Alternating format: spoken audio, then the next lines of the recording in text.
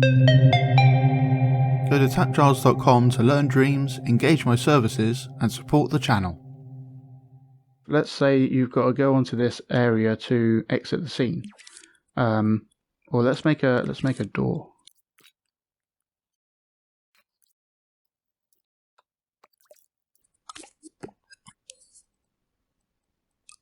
Looking for the player.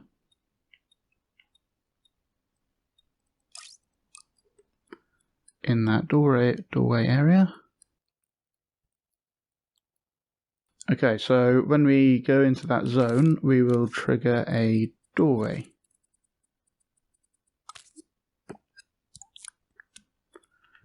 So we can use the camera and trigger the doorway. And then this might be a two-way doorway, which means you can come in through it and you'd end up wherever this gizmo is. So it would be logical to be at the door. But if we but we can also power this doorway to exit from the same gadget. So now let's make like another scene. So let's make the ground a different color, and this works the same. It's got a trigger zone and a doorway looking out, so we should be able to like link those two doorways and then go between the two scenes.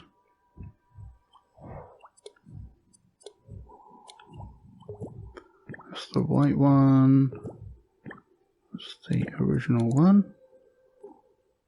So we'll link that to there, and then that goes out to over here. So then when this doorway is powered, we'll go through to here. When that doorway is powered, we can go through over to here. That should work.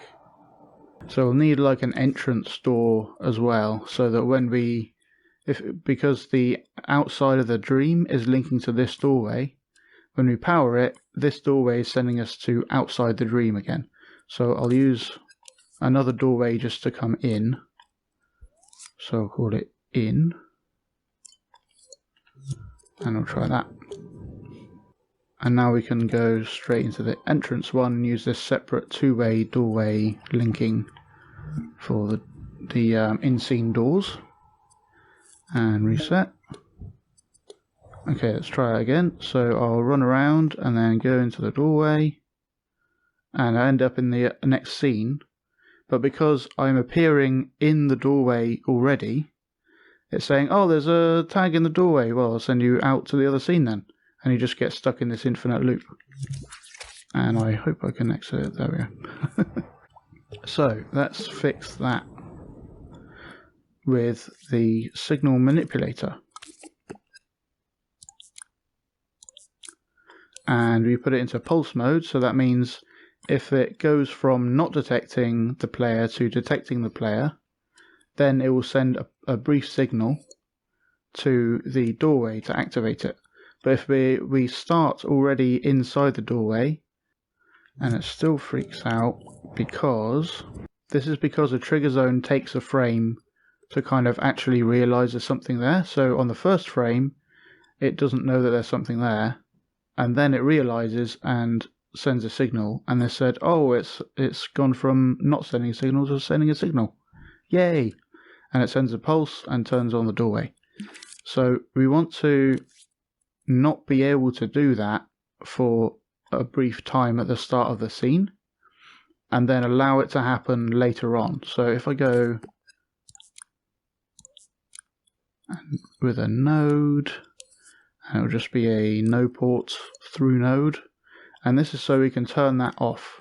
So if this was on and I play time, you can see it flashing, and then you've got this bokeh stuff, and then trigger the doorway down there. If we turn that off and play time and then turn it on, then it doesn't trigger that doorway.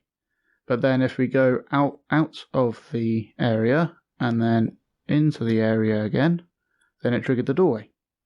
So we just want to turn that node off for a short time when we first load up the scene.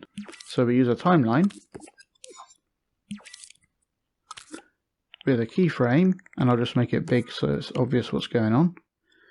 The keyframe that turns this node off. So if we play time, then for that period of time the node is off and it can't trigger the doorway at all, and then any time after that it can trigger the doorway.